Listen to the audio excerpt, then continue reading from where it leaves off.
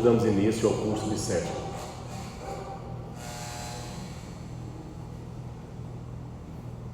Esse curso de sétimo foi trazido por nosso querido Pai Seta Branca no início dos anos 80. A nossa doutrina, tudo que nós temos, tudo que foi conquistado pela nossa mãe clarividente, diga de passagem que toda a reformulação da doutrina crística de nosso Senhor Jesus Cristo, pela missão que a nossa mãe assumiu um dia, do que ela traria para esse mundo físico, que seria basicamente todo esse sistema iniciático, evangélico, toda essa estrutura chamada mesa evangélica, trono, cura, iniciação e elevação de espada. Dito isso, a missão de nossa mãe clarividente, o que ela assumiu perante a Jesus e a Pai Seta Branca, teria findado em 1974. O que isso quer dizer? Tudo o que veio a partir de 1974 até 1985, 11 anos, veio por acréscimo, veio por conquista, veio por luta, suor, determinação. Todos esses demais trabalhos que vocês conhecem, junção, indução, estrela candente, sublimação, por engano, todo esse acervo dessas falanges do dicionário veio por acréscimo. Então, diante de todo esse acervo espiritual que nossa mãe clarividente trouxe, o Trino Araquém Mestre Nestor Sabatovic, que é o mestre executivo dessa doutrina, no início dos anos 80 ele percebeu que os mestres centuriões estavam ainda inseguros diante de tantos rituais, diante de tantas informações, até mesmo pela própria característica que a doutrina do amanhecer proporciona. Qual característica? Você observa que nós não temos a cultura, o hábito de sentarmos em volta de uma mesa e discutirmos uma filosofia cristã. Aqui no Vale tudo é basicamente em busca de algo chamado cura desobsessiva. Apenas dentro desse aspecto doutrinário é que nós teremos realmente a abertura dos mundos espirituais dentro de uma lei, dentro de um sistema cabalístico iniciático. Então, diante dessa percepção do mestre Araquém, ele chegou até nossa mãe clarividente e falou: tia, eu estou percebendo que os mestres centuriões não estão acompanhando, não estão assimilando, não estão alcançando. Eu sugiro, tia, que a gente possa fazer um curso além da centúria, uma preparação maior. E olha que quando se fala de centúria, houve uma preparação de 5 anos ininterrupto por parte do Trino Araquém, de preparação. Todas as noites, sem faltar um dia, durante 5 anos, houve uma preparação para poder ministrar esse curso de centúria. E a tia falou: tá, meu filho, eu vou falar com o Pai Seta Branca. Passou-se um tempo depois, a tia chamou o mestre Araquém e falou: filho, o Pai Seta Branca autorizou o curso.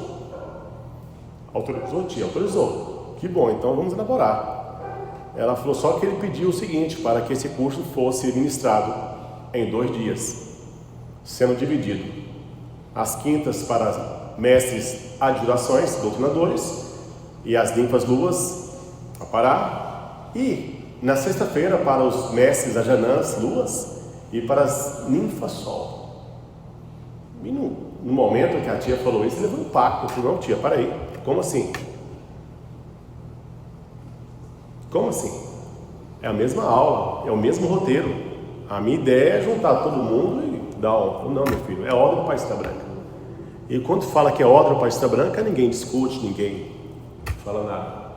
E assim nasceu o curso de sétimo. No começo nós tivemos alguns cursos de 14 aulas, outros de 11 aulas, de 9 aulas, até que chegou nos últimos cursos uma padronização de 10 aulas com o mesmo roteiro. E é justamente esse roteiro, fiel a esse roteiro que nós estamos aqui hoje.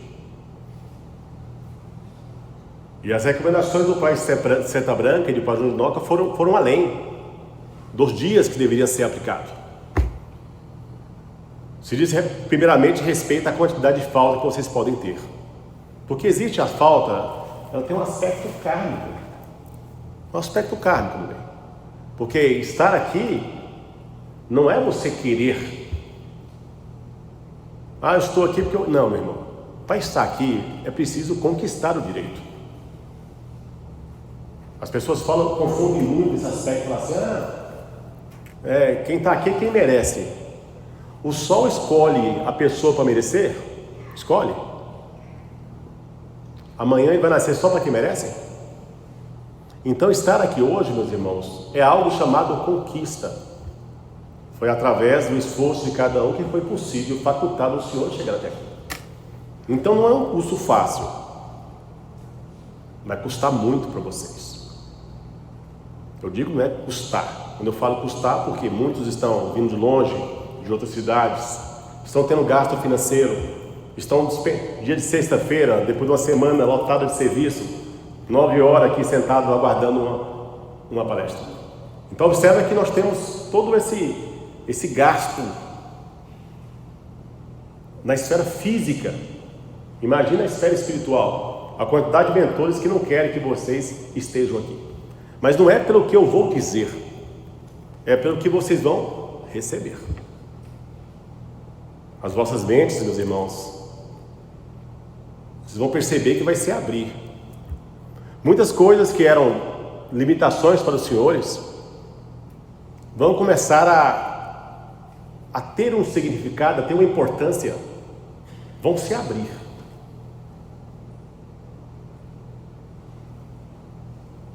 E por esse motivo, meus irmãos, vocês só podem ter 2 faltas.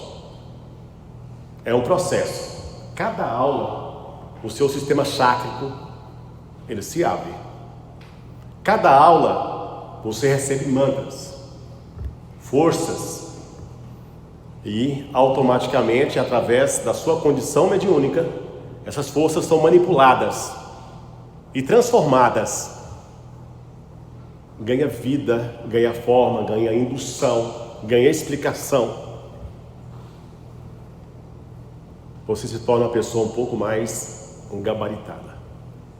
E aí, meus irmãos, não adianta você vir aqui e falar, não, eu faltei porque aconteceu uma fatalidade, eu faltei. Não importa, isso aí para mim não tem explicação. Porque não é decisão minha, não cabe a mim, não cabe ao presidente, não cabe nem mesmo a tia Neiva se tivesse encarnada. Já é a ordem de Pai João e Pai Seta Branca. Então veja que nós temos toda essa preocupação com essa responsabilidade que nós outros não temos.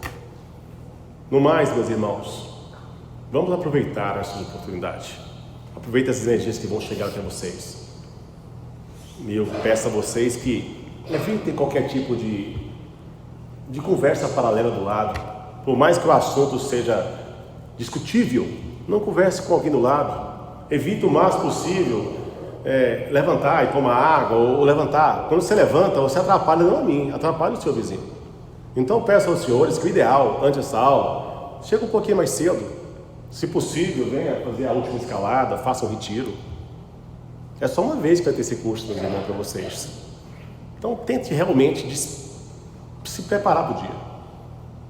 Leva água para vocês, entendeu? Vão no banheiro um pouquinho antes e sentem e se harmonizem. Tá bem? Né? Evitem o máximo possível se levantar. Durante a aula, evitem, realmente não tem perguntas durante a aula. No final da aula, eu abro uma exceção e vocês podem perguntar sobre o que eu disse, sobre o roteiro, sobre essa ideia. Evitem, para não atrair vibrações para vocês, qualquer tipo de testemunho. Mestre, aí eu estava na minha casa, sonhei com sei lá o quê, e aí assim, assado. Então as pessoas não querem saber o que você acha. Vocês podem ficar tranquilos, qualquer assunto que você queira testemunhar, eu estou aqui no final da aula, você pode vir aqui que eu converso com vocês. Tá? Não atrai vibração para vocês não. As perguntas só dentro daquilo que vocês querem perguntar. Não vai tentar redirecionar a aula para vocês, tá bem? É uma coisa mais objetiva, que aqui nós lidamos com energias. Então vão poder fazer pergunta no final. Caso vocês se sintam incomodados em perguntar, se sintam envergonhados, faça a nota no papel. Vocês podem trazer papel, caneta, anotar, podem gravar a aula se quiser. Anotem a pergunta. Ou se na sua casa, durante a semana, o mestre falou isso, será que é assim mesmo? Não entendi. Anotem, na outra aula, deixa aqui em cima que antes de eu começar a segunda aula, eu tento responder aquilo que for possível, aquilo que o céu nos permitir. Tá bem? Vamos ouvir aqui umas 2 emissões e dar abertura do trabalho. A aula tem uma duração de 1h30, 1h20.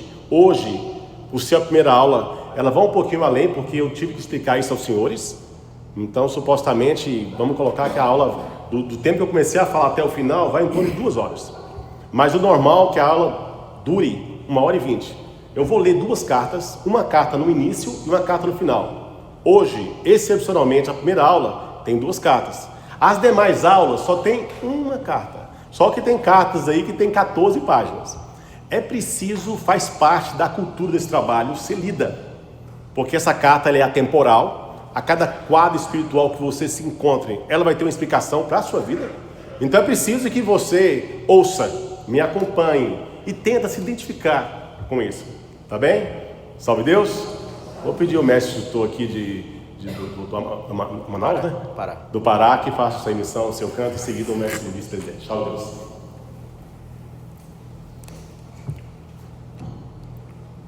Salve Deus!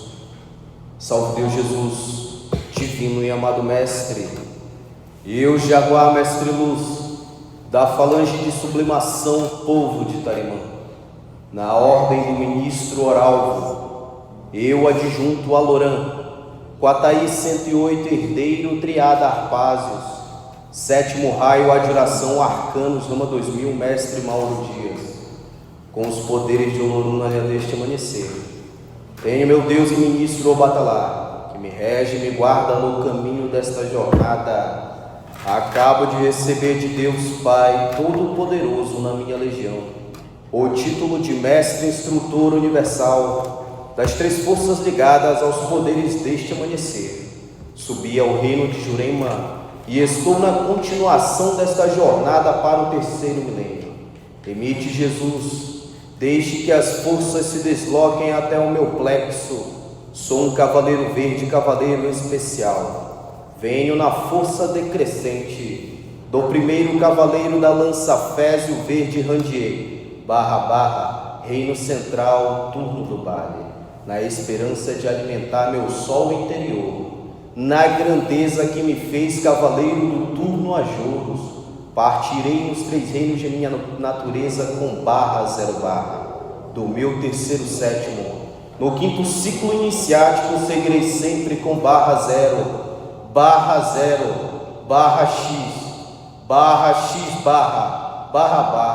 em Cristo Jesus. Salve Deus! Ó Jesus, esta é a hora precisa da individualidade. Eu sou aquele cavaleiro especial que um dia tombou pela força irredutível do meu triste pensamento. Arrependido, atravessei mares, terras e espaço em busca da tua compreensão e pela missão me confiaste. Sou aquele cavaleiro Jesus, porém, que ora sabe o que quer.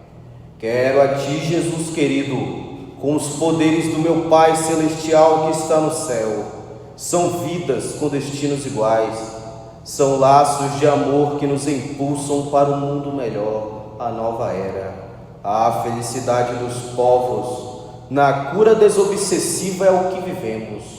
Sou um cavaleiro especial, sou jaguar, e trabalhando em busca de minhas heranças transcendentais, que fortalecem o meu sol interior, fazendo-me este poder decrescente e iniciático da cura do plexo físico, em teu santo nome, partirei sempre com barra zero barra, barra barra, em Cristo Jesus, salve Deus.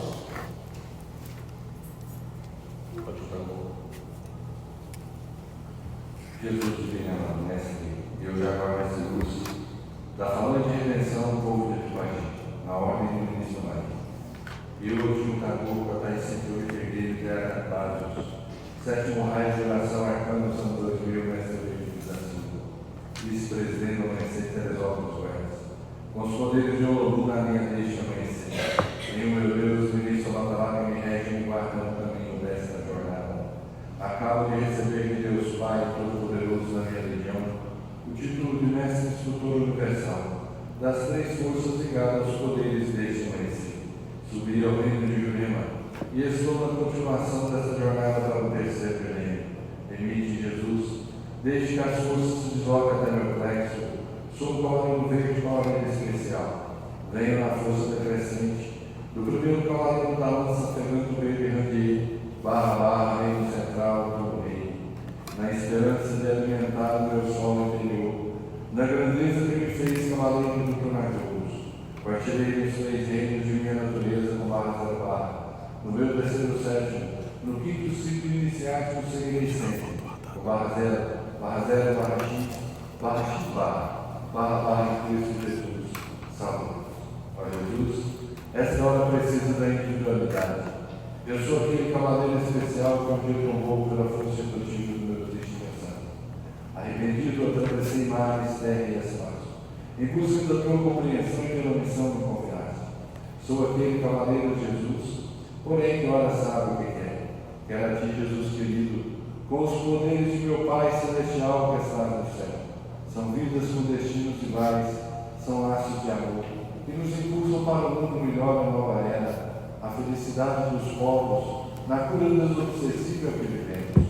Sou um cavaleiro especial, sou Jagal, trabalhando em busca de minhas heranças transcendentais, que fortalece o meu sol interior, fazendo este poder crescente iniciático da cura do plexo físico.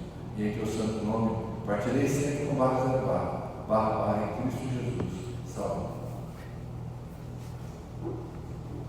Ó Jesus, eu já guardo essa luz da falando de sublimação ao povo de Abaí, na ordem do ministro Aglônio, na regência do Dino Ajarão. Eu adjunto a Gácia, Ataí sempre eu guerreiro Pinha das Partes, sétimo raio uma geração, Arcanos Amadoizinho, Messi, Agaí, Plácido. Com os poderes de Olodum, na linha deste amanhecer, tenho meu Deus e o ministro Batalá, que me rege e que me guarda no caminho dessa jornada. Acabo de receber de Deus Pai Todo-Poderoso na minha legião o título de Mestre Instrutor Universal das três forças ligadas aos poderes deste amanhecer. Sob o reino do Lema, estou na continuação dessa jornada para o terceiro milênio. Permite, Jesus, desde que as forças se desloquem até o meu plexo, ou um cavaleiro verde, um cavaleiro especial. Viu na força decrescente do primeiro cavaleiro da lança pensa verde randier, barra reino central, turno do lar, na esperança de alimentar o meu sol interior e da grandeza que me fez cavaleiro do turno de ouros. Partirei nos três reinos da minha natureza, com barra zero barra do meu terceiro sétimo, do quinto ciclo iniciático, eu seguirei sempre, com barra zero barra, em Cristo Jesus. Ó Jesus, essa senhora precisa da individualidade. Eu sou aquele cavaleiro especial, que um dia tombou pela força irredutível do meu triste pensamento. Arrependido, atravessei mares, terras e espaços, em busca da tua compreensão e pela missão me confiastes. Sou aquele cavaleiro, Jesus, porém que ela sabe o que quer. Eu quero a ti, Jesus querido, com os poderes de meu Pai Celestial que está no céu. São vidas com destinos iguais, são laços de amor que nos impulsam para o mundo melhor, a nova era. A felicidade dos povos na cura desobsessiva é o que vivemos. Ao um cavaleiro especial, sou um jaguar, trabalhando em busca das minhas heranças transcendentais, que fortalecem o meu sol interior, fazendo neste poder decrescente iniciático da cura do plexo físico. E em teu santo nome eu partirei sempre, com barra zero barra, em Cristo Jesus. Salve Deus, fique de pé.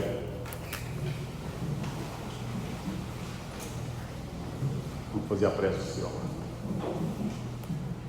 Ó Senhor do Grande Oriente de Oxalá, no mundo encantado dos Himalaias, faze a minha preparação, ilumina meu espírito, para que eu possa partir sem receio no avanço final de uma nova era. Faz em mim a verdadeira força do Jaguar. Ó Senhor dos mundos encantados, em breve estarei sobre o leito, e Jesus, o sol da vida, transmitirá por mim os mantras poderosos para a libertação dos vales da compreensão. Ó Senhor, partirei contigo e nada. Em nome do Pai, do Filho e do Espírito Santo.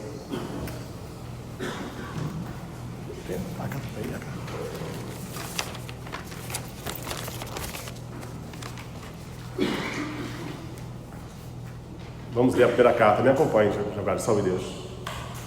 Vale do Amanhecer, 31 de dezembro de 1972.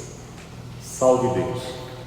Ao despedirmos do ano de 1972, devo antes esclarecer-vos que a humildade e a perseverança dos vossos espíritos conduzirão-me ao mais alto pedestal de forças básicas que realizou esta corporação. Deveis saber, filhos, da nossa finalidade dessa mensagem, que trazei dos vossos antepassados a este planeta em desenvolvimento. Assumistes o compromisso desta era e, portanto, tereis que cumpri-lo, confirmando em cada coração o espírito da verdade, na missão designada do terceiro milênio. Filhos, voltemos a 1959, quando geograficamente distribuí vossas jornadas às árduas estradas que os conduzirão até 1972 e os conduzirão a 1984, onde as grandes dores só encontrarão alívio nos simples olhares extraídos dos vossos corações. Será então que a luz candente programará que é chegada a hora. Então o homem desalinhado vagará na escuridão e beijará os vossos pés, sangrentos da caminhada para encontrar. E vós, filhos meus, luminosos, atravessareis as densas nuvens que irão desabafar na sua própria impregnação mediúnica, pois o homem jamais edificará sobre os seus próprios escombros. O céu e a terra passarão, mas não passarão as minhas palavras, disse Jesus. E então que o Espírito Consolador exigirá o vosso compromisso ao socorro final.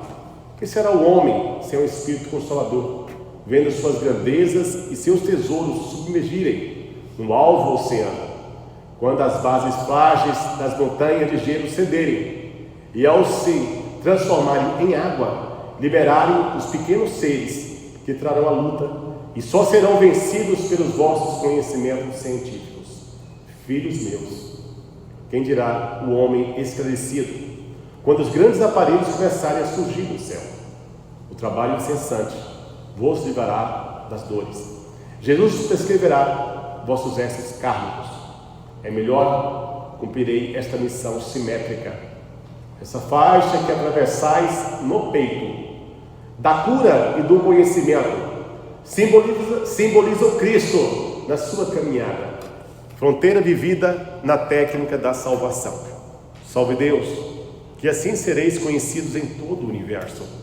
1972 sairá do calendário e ficará marcado em vossos corações pelas cicatrizes que deixará. Após esta partida, viveremos o bem-aventurado 1973, que cautelosamente vos afagará, com o compromisso de aquecer as vossas noites frias. Salve Deus, Filho. Ou 1973, Santa Branca.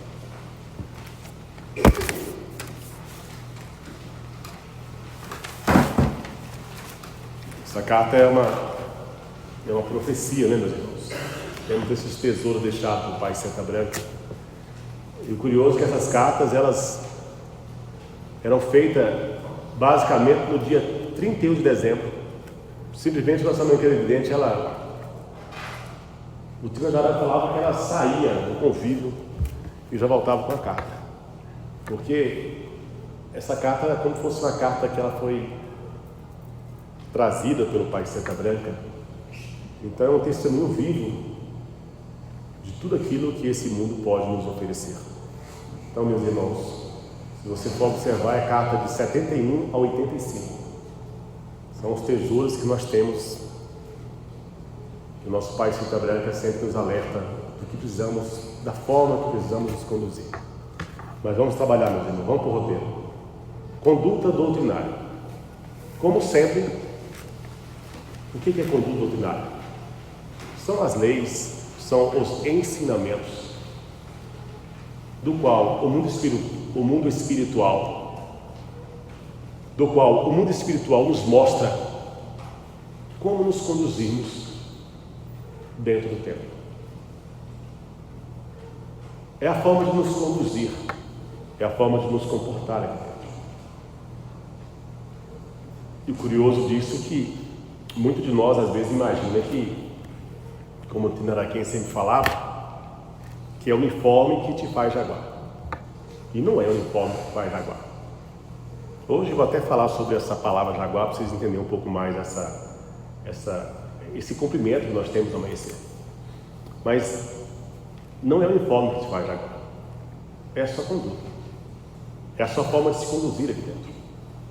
Porque, meus irmãos, sem conduta, não tem como você trilhar num caminho luminoso deixado por nossa mãe, deixado por Pai Cinta Branca, deixado por Jesus. Sem a conduta doutrinária, não tem como você galgar nenhum passo em direção à sua evolução. Tudo, meus irmãos, tem que ter uma base, tem que ter uma estrutura.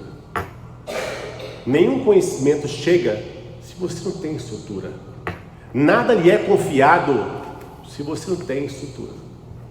E o básico dessa doutrina é ter conduta. Se eu pudesse resumir conduta doutrinária, eu falaria respeito. Respeito. Respeitar as leis, respeitar as normas. Até aí, não é muito difícil. Não precisa de muita escolaridade para se entender uma lei. Não precisa de ser muito letrado para poder assimilar o ensinamento de uma técnica, de uma preparação, de uma condução, de abrir o pleque, de fazer uma preparação, de trabalhar no trono. Não. Uma hora você vai assimilar e uma hora você vai entender. Mas a conduta ela vai muito além do seu comportamento diante dos trabalhos. Ela vai no seu comportamento íntimo. É a sua forma de ser. E aí que entra o fator. Não é a roupa que te faz jaguar. Você não precisa, para se tornar uma boa pessoa, estar de uniforme. Você não precisa estar de uniforme para tratar alguém bem. Então a roupa é um instrumento de proteção, vindo do mundo designer, tudo bem. É o que nos torna profissionais. Tem a sua importância dentro de um simbolismo espiritual para poder trabalhar no sistema iniciático cabalístico. Mas a conduta ela vai além disso. Ela vai de dentro para fora, não é de fora para dentro. De fora para dentro você assimila. O difícil da conduta é o seu comportamento de dentro para fora. É como você respeitar as pessoas. É como você tratar as pessoas. E principalmente quando as pessoas não te tratam bem. É como você se conduzir no trabalho. Temos que ter, meus irmãos, em mente, temos a consciência de que precisamos saber nos conduzir. E nos conduzir seriamente. Nos conduzir seguramente, seguro. Tudo aqui tem uma lei. Você vai trabalhar no trono, se você for analisar, tem a forma de você entrar, a forma de você sentar, a forma de você incorporar, a forma de você doutrinar, como o paciente se comportar aqui na frente, quando ele chega. Tem um comandante, tem um comandante dos trabalhos, tem um comandante dos tronos, tem uma recepção. Tem uma série de elementos que contribuem para que nada saia fora da normalidade. Mas você, com sua conduta, tem que estar preparado para que, se algo sair, você não baixar o seu padrão, você não baixar a sua harmonia, você não se entristecer, você não se magoar e não se chatear. É isso que é a grandeza da conduta. É você, mesmo diante das provocações, das adversidades que o outro possa impor a você, você ter a capacidade de poder assimilar e melhor se comportar perante o próximo. Isso é conduta. E é muito difícil, principalmente para nós que somos curiosos. O jaguar ele tem uma característica, ele é criativo, né? É curioso e criativo. Então, meus irmãos, ter conduta é ter respeito. Então, não corrija ninguém, não chame a atenção de ninguém, preocupe muito com o seu trabalho, preocupe muito com o que está à sua volta, dentro da sua responsabilidade. Eu me preocupava muito com os trabalhos antigamente, sabe? Eu vejo que mestre chega na mesa e começa a contar para ver se a mesa está certa, se foi colocada corretamente, porque se estiver fora da contagem eu vou embora, eu não faço trabalho errado, está certo. Eu tinha essa dúvida na minha cabeça, por muito tempo eu fiquei com essa dúvida. Peraí, mas o Nestor falou, o Tino era quem falou, se um trabalho estiver errado, está gravado. Se o trabalho estiver errado, meu irmão, vira as costas e vai embora. E eu ficava preocupado porque, HI, você já comandou oráculo? Não. Nunca comandei oráculo. HI, você já comandou um sandália de trono? Não. Nunca comandei. Você já coordenou um turingano? Não. Já coordenou sublimação? Também não. Tá, e como é que eu vou saber se o trabalho está certo ou está errado? Não é isso? E então eu me preocupei com isso. Falei, então eu vou ter que aprender a turingano, a sublimação, oráculo, cruz do caminho, sandai, cura iniciática. Começou a me perturbar isso. E eu tive a oportunidade de perguntar para o Trino, mas Trino, na intimidade, falei, Trino, quer dizer então se o trabalho estiver errado, eu tenho que ir embora? Ele falou, tem. Se o trabalho estiver errado, tem que ir embora. Eu não conheço todo o trabalho, é impossível conhecer os trabalhos. Eu vou chegar lá, eu vou perder a sintonia. Se eu chegar no oráculo, querer contar quem está lá, se as níveis estão corretas, se estão posicionadas, se tem sal, se tem perfume, se tem mestre para incorporar, eu não sei. Ele falou, aí que está. Quando você chega no trabalho e você se preocupa com algo que está além da sua responsabilidade, qual linha você se encontra? Em qual grau de comportamento você se encontra? Aí você tem que ir embora. Você não está com sintonia do trabalho.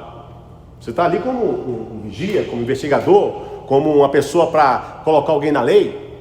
Então observa que é muito sutil essa parte. Você tem que se preocupar com o seu trabalho. Você não tem que se preocupar com o trabalho dos outros. Se você faz parte do trono, você controla o trono, controla a mesa. Você não tem que chegar na mesa evangélica e preocupar se vai dar ímpar, se vai dar par. Você tem que chegar lá e fazer o que como parar? Sentar e se harmonizar. Como doutrinador, buscar a sua entidade. E assim, meus irmãos, o trabalho vai acontecendo. Se alguém conduzir erradamente, alguém vai ser responsável. Isso é claro. Agora, a partir do momento que você detecta errado, aí você não pode participar. Porque você está conivente com aquilo. Então, tudo depende da sua sintonia com o trabalho. E quando você faz isso, meus irmãos, você vai aprender uma técnica de sair do trabalho toda vez melhor. Quantas vezes os senhores aqui já saem desse trabalho pesado, amargurado, chateado, revoltado? É errado. Eu vou falar com o presidente, eu vou falar com o fulano, eu vou falar com o Beltrano. Está errado. Você viu o que o fulano fez? É um absurdo, né? E às vezes, meus irmãos, você busca algo que não está na sua responsabilidade. Você atrai para você uma corrente negativa, uma força esparsa e desequilibra. Muitas das vezes acontece do mestre, ele sai tão revoltado aqui de dentro que nunca mais volta. Ele pega uma corrente esparsa e não passa por nada nesse mundo. Nada faz passar a corrente dele. Por um simples ato de julgamento. E observa que ele estava certo. Aquele fulano não poderia ter aberto o trono sem camisa. Ele não está certo? Não está certo. Mas a partir do momento que ele se preocupa, ele passa, ele baixa o padrão, ele desarmoniza, ele sai da sintonia, ele perde o contato. Você tem que saber o que lhe rege, meus irmãos. Você tem que agir dentro do que está ao seu alcance, dentro daquilo que você se propôs a fazer. Quando você age fiscalizando, você tem um sério risco de baixar o seu padrão. E aí, meus irmãos, quando baixa, eles batem sem dó e sem piedade. Então, isso também é ter conduta. Salve Deus.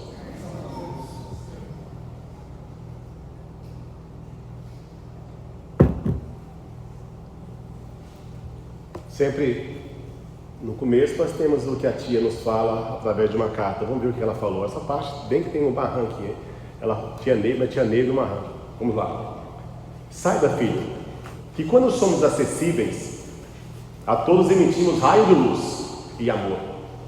Filho, o teu progresso está no teu coração. Agora, o tempo está curto. Veja a inquietação que está crescendo em todo o universo.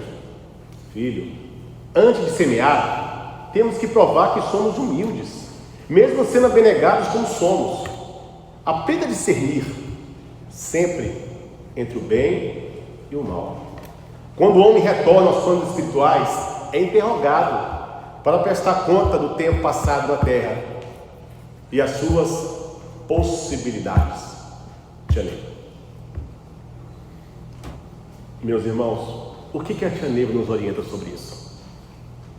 Você observa que nós temos que primeiramente nos prepararmos. E como você se prepara, meus irmãos? Como que a gente nos torna acessíveis? Você se torna acessível sendo duro? Sendo ríspido? Você se torna acessível, meus irmãos, quando a acessibilidade, ela vem não só do aspecto físico, ela vem do aspecto espiritual. Todos nós temos um sol interior. Ele brilha simetricamente. É como se fosse uma áurea. Ele irradia. Tudo depende da sua acessibilidade. Como assim, essa daí? Eu tenho que ser acessível? Sim. Para você manter um contato com o mundo espiritual, com quem lhe rege, com quem lhe governa, com quem lhe dirige, com quem lhe guia, você precisa ser acessível. E como você se torna acessível? Abrindo a sua mente, abrindo o seu coração. Como nossa mãe falando aqui, temos que ser abnegados, temos que ser humildes. Ser humilde. Essa palavra ser humilde ela é muito confundida com a ser pobre, a ser carente, a ser coitado, a ser vítima. Não. A humildade ela vem do aspecto de aceitação. É você aprender a aceitar o próximo. Quando você aceita o próximo que te faz bem, o próximo que traz amor, o próximo que te traz harmonia, o próximo que te ofende, o próximo que não gosta de você, o próximo. Quando você é acessível ao próximo, você é acessível também a quem? A Deus, aos mundos espirituais. E quanto mais acessível você se torna, mais luminoso fica o seu sol, mais irradiante fica você, mais tranquilo fica o seu comportamento, mais fáceis fica a sua vida, no sentido de aceitar. Eu queria muito aquele emprego, não deu certo, vou conseguir um melhor. Olha só, o que você está irradiando? Pensamentos positivos, atitudes positivas, acreditando em você, no seu potencial. Ou seja, como a nossa mãe falou aqui, aprender a discernir sempre entre o bem e o mal. O que é discernir entre o bem e o mal?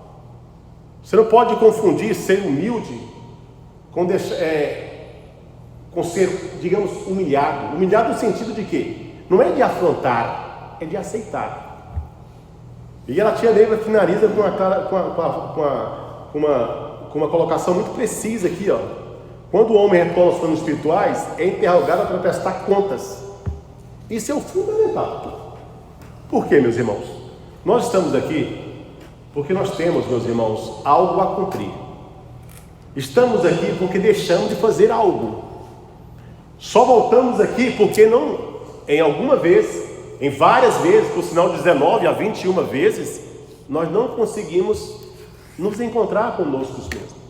Nós não conseguimos encontrar o caminho de volta para o nosso lar. Não conseguimos.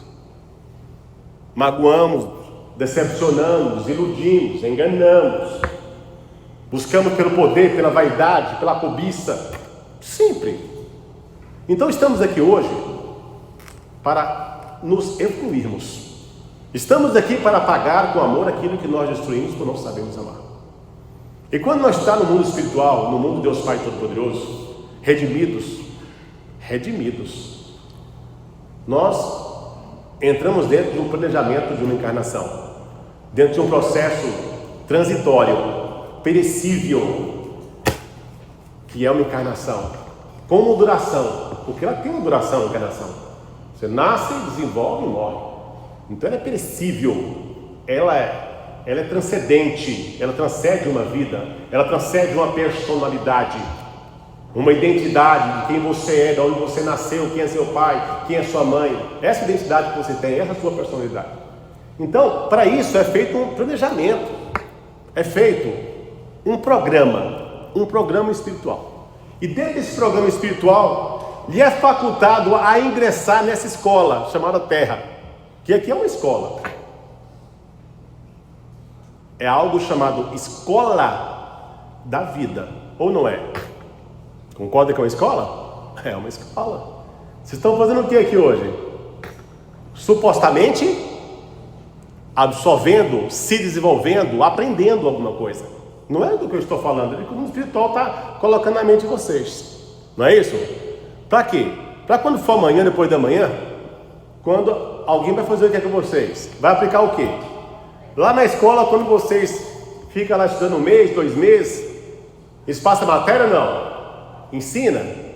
É assim, 2 mais 2 é 4, 4 mais 4 é 8, né? A palavra tem que ser concordada assim, assim, assado, não é isso? Ou não? Aí passa 1 mês, 2 meses, chega um bendito dia e eles falam que é o quê? Amanhã vai ter o quê? Uma prova, não é isso? Aí essa prova verifica que se você aprendeu, não é isso? E o que nós fazemos aqui? Chega lá fora, o seu cobrador te cobra. Você não passa no safado, mentiroso. Aí se você voltasse para a velha estrada, você fala, peraí, safado não, mentiroso não, eu não aceito. Aí você lembra e fala, peraí, o mestre H.I. falou que eu tenho que ser humilde, que eu tenho que aceitar o próximo, que eu tenho que amar, que eu tenho que irradiar o meu sol interior, eu tenho que ser bonzinho. Meu irmão, tá bom, eu sou isso mesmo, deixa pra lá, aqui não me atinge, porque eu aprendi que não vale a pena eu revidar, eu sou preparado, eu tenho uma missão. Então você observa que naquela prova, daquele dia, eu passei. Então isso aqui, então tudo isso que nós estamos vivendo se chama escola de uma vida. Eles são testados rigorosamente todos os dias da sua vida. É testado pelos seus pais, pelas suas mães, pelos seus companheiros, pelos seus amigos, pelos seus filhos, por tudo. Aí cabe a você reprovar ou não. E aqui você vai cada dia se torna uma pessoa mais iluminada. A ideia é essa. Aí a tia Neila fala, vai ter que prestar conta por quê? Com todo esse programa espiritual que você teve, você tem tempos em tempo para você pagar o que você deve. Não vem tudo uma vez só. Vem de forma gradual para você pagar o que você deve. E muitas das vezes nós nos perdemos na vaidade, no egoísmo, só pensamos em nós mesmos, não aceitamos muitas coisas. Tem gente aqui que não aceita mentira, não tem? Mentira não aceita não. E agora? Tem que aceitar. Tem muita gente que não aceita a falsidade. Temos que aceitar. Tem muita gente que não suporta a covardia. Temos que aprender. Meus irmãos, ser humilde é aceitar. E ter amor incondicional é muito além, que você tem que amar a pessoa lhe fazendo mal. Então você se perde do princípio original da sua evolução. Você teria que amar alguém, você não ama. Você teria que perdoar alguém, você não perdoaria. Se era para estar casado com 3 mulheres, cuidando, você largou, foi comprar um cigarro e largou sua mulher. E por aí vai. Estou dando exemplos de comportamentos que não são adequados para o que se espera do ser humano encarnado. Então você se perde nesses valores. Só que quando chega lá em cima, é como se tivesse uma alavanca. A tia falava que é como se fosse... Você chega num determinado local lá em cima, tem uma alavanca que puxa assim, e aparece um telão aí, é como se fosse um telão. O telão da sua vida. E ali passa. Sabe tudo aquilo que você não quer que as pessoas saibam? Passa. E todos nós temos alguns segredos que ninguém pode saber.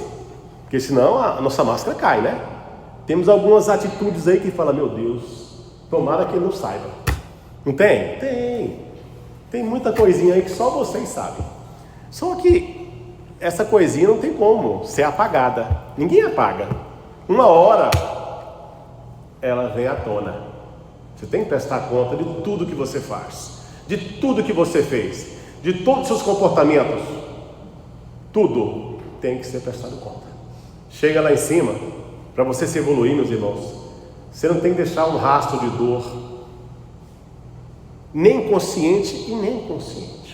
Porque às vezes você magoa uma pessoa, que é mal pessoa, e ela nunca descobre que você fez mal para ela, não é? Ou não? E quem vai te cobrar? É ela? Não, é quem? A sua consciência. Não permite. Que as pessoas se enganam. Evolução, o ser humano pensa que é muito difícil. Não é que seja difícil, meus irmãos. O difícil é que para você se evoluir, você vai ter que chegar lá em cima e poder encarar todo mundo olho a olho, tete a tete. Entendeu? Eu não menti para você, eu não enganei você, eu não trapaceei você, eu não aproveitei de você. Sem máscara. Aí quando chega lá em cima, você se envergonha e fala, puxa vida, eu fiz algumas coisas que... A sua consciência não deixa você partir, não deixa você voltar para a sua origem. Não tem esse sentimento de egoísmo lá em cima, é razão. Então, meus irmãos, você vai ter que prestar conta do que você fez. Aí não adianta falar, não, mas eu era lá no Vale, eu rezava toda quarta-feira. Sabe como é que é rezar quarta-feira? Eu chego aqui, faço a mesa e vou lá para fora. Falar mal do Lipe. O Lipe estava grosso hoje, estava terrível aqui no tempo. Vamos falar mal do Lipe. Você viu? Vou falar. O Lipe estava ruim.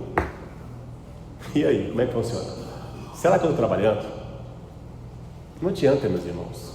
Não é você vir aqui. Vir aqui já é um bom começo. Mas é preciso você realmente trabalhar espiritual. Não adianta, não é o fato de você ser do vale que vai dar a você alguma garantia de alguma posição negativa. A evolução não está vinculada unicamente ao seu trabalho espiritual. O trabalho espiritual vai dar a você muitas oportunidades, mas não é a garantia de evolução. Tem pessoas que trabalham e nada resolve, não muda, continua o mesmo. Tem pessoas que trabalham aqui de segunda a segunda e continuam com a mesma roupagem de maldade, de inveja, de rancor, de egoísmo. Tem que mudar, meus irmãos. Você tem que começar a mudar um pouquinho mais. Porque, não esqueça, tem um telão. Não esqueça, tudo que você fez vai ser mostrado minuciosamente. Sabe para quem? Para quem foi ofendido, para quem foi enganado, para quem foi trapaceado, para quem você mentiu. Entendeu? Salve Deus.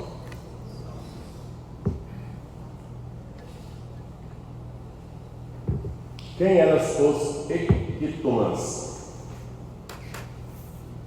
Meus irmãos, essa terra, ela existe há muito tempo. Bilhões de anos já tem essa terra. E já tinha criaturas por aqui, habitavam por aqui. E todos nós que estamos aqui hoje, todos nós que somos considerados humanos, tivemos um ponto de partida. E esse ponto de partida é chamado de Capela, que é chamado de planeta monstro pelo seu tamanho, planeta mãe. Então Capela é a origem de todos, poder falar assim, terráqueos que já teve encarnação aqui na Terra? Sim, todos. Apesar de aqui na Terra nós temos 7 famílias espirituais. E os jaguares, nós dessa família, somos 2 delas. Então, além de nós, jaguares, temos mais 6. Só que a nossa e as demais são todas, saíram de Capela. Ou seja, uma outra galáxia, um outro sistema.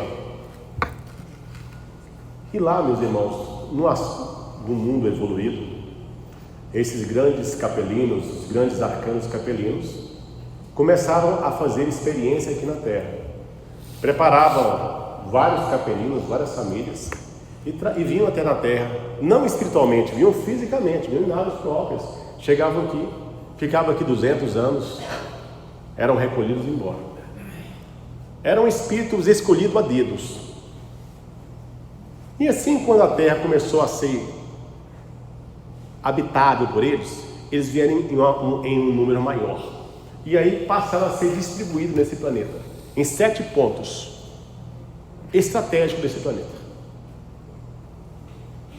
Parte desses capelinos, chamados equitumãs, que eram homens de mais ou menos 2 a 3 metros de altura, homens e mulheres, com a composição física diferente da nossa, porque eles não envelheciam, eles eram imortais, quase imortais, só poderiam perder a vida se fosse afogado ou se a matéria fosse destruída por grandes feras, que era o que tinha aqui na terra, aqueles animais gigantescos que tinham aqui. Era a única forma que eles tinham de morrer. Caso contrário, eles não morriam, ficavam aí 200, 300, 400 anos com a mesma aparência. Muitos cumpriam a missão, outros de espírito vinham, voltavam para a capela, e ali foi durante 1000 anos. Todos esses capelinos vinham para cá, eles se comunicavam através de telepatia, não precisava falar pelo pensamento. E a missão deles aqui na Terra era criar uma estrutura de uma dimensão habitável. E aí eles vieram para controlar, para domar o mar, para controlar a atmosfera, a chuva, o vento, com as suas tecnologias, com os seus conhecimentos. Então passaram a deixar a Terra habitável. E depois de 1000 anos, com todos eles trabalhando e voltando para a capela, as naves vinham, traziam o que era para trazer, toda essa assistência aqui nesse mundo físico. No segundo milênio, eles começaram, muitos deles, a se perderem, começaram também a se reproduzirem. Começaram a ser filhos de equitumãs.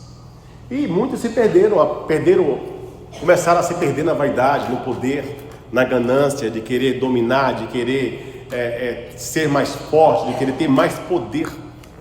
E mais ou menos no final de 2000 anos, eles estavam literalmente perdidos. Muitos conseguiram se evoluir, outros não. Então o mundo espiritual teve que fazer uma intervenção. Veio uma grande nave, uma enorme nave, e percorreu pelos 7 pontos distribuídos no nosso planeta. E onde que eles estavam?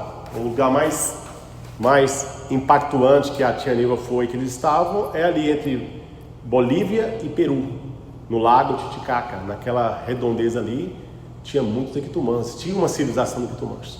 Então, a tia falava que a manto de Saela, que a terra, nesses locais, a terra meio que abriu, como se criasse um grande buraco, e esses equitumãs fossem esmagados, fossem destruídos, foram enterrados. Todos eles, não ficou um equitumã. E esse episódio ficou conhecido como uma lágrima da estrela candente. Todos os equitumãs foram dizimados aqui na Terra. Passou-se um tempo depois, mais uma vez, voltou mais uma vez os capelinos, dessa vez com 800 homens, 800 espíritos, 800 capelinos muito bem preparados, que já tinham estado aqui na Terra. Mais uma vez eles foram distribuídos em 7 pontos, né? Na Índia, na África, no Alasca, no Iraque, no Peru, entre o Peru e a Bolívia, em 7 pontos. Num local muito grandioso, muito grande. E ali, só que ele veio e começou a vir de forma hierárquica. Vinha cada um desses continentes, existia um orixá. Um orixá é uma divindade, é um intermediário entre o céu e a terra. Então era chamado de orixá. E desse orixá, além dele, existia mais 7 pequenos orixás. E aí começou essa ideia da hierarquia dali, dos equitumãs. E ali, meus irmãos, deles começaram a vir os seus descendentes, ao ponto que em 25.000 anos atrás, ou seja, 5.000 anos após a primeira estadia dos equitumãs aqui, aí já veio um outro tipo de capelinos, os chamados de Tumuxi, que ficaram muito sediados naquela região do Machu Picchu. E esses Tumuxi já eram diferentes dos equitumãs. Por quê? Eles viviam no máximo 200 anos, eram homens e mulheres que tinham eram ciências, eram artesãos, conseguiam transformar a areia em pedra, conseguiam construir aquelas grandes pirâmides, que na verdade aquelas pirâmides Até hoje se estuda como foi feita, para que foi feita, tem toda uma religiosidade em cima disso. Mas na verdade essas pirâmides são verdadeiras usinas energéticas para abastecer o planeta. Tudo que nós temos de energia nesse planeta sai dessas pirâmides. Então esses equitumãs, os equitumãs, Tumuxi, foram fundamentais. Os equitumãs para povoar, para distribuir a terra, as montanhas, os mares, para controlar, para eliminar as grandes esferas. Os Tumuxi para trazer todo esse sistema energético que nós temos, todos os planetas veio dos Tumuxis. E aqui no Brasil, sendo esse celeiro, até hoje, meus irmãos, pelos Tumuxis, os descendentes dos Tumuxis, foram chamados os índios foram descendentes dos Tumuxis, os hititas foram descendentes, os incas foram descendentes. Observe, foram criando tribos descendentes, filhos dos equitumãs. Foi aí que nasceu essa palavra, a pergunta aí, porque somos chamados de jaguares. O que aconteceu? Esse grande Tumuxi, quando ele chegou aqui na Terra, esse grande líder, esse grande que era o pai Seta Branca, que foi o mesmo que conduziu aquela nave Estrela Cadente que sucumbiu os equitumãs, quem veio na figura do grande Tumuxi foi o pai Seta Branca. Então, os andinos, os iditas e os índios começaram a chamar esse chefe Tumuxi de jaguar. Jaguar, ele vem da língua Quixuá, que significa luta, significa sangue, significa batalha. Fazendo uma comparação de um felino, fazendo uma comparação de uma pantera, de uma onça. Como é que faz uma onça? Ela não mata a sua presa e bebe o seu sangue? Então eles enxergavam naquele orixá um líder poderoso, um líder lutador. Então por isso que nós somos chamados de jaguares, por esse espírito aguerridos, de luta, de devoção, de perseverança, de guerreiro. Por isso que o nome jaguar vem dessa linhagem. Tá? Salve Deus!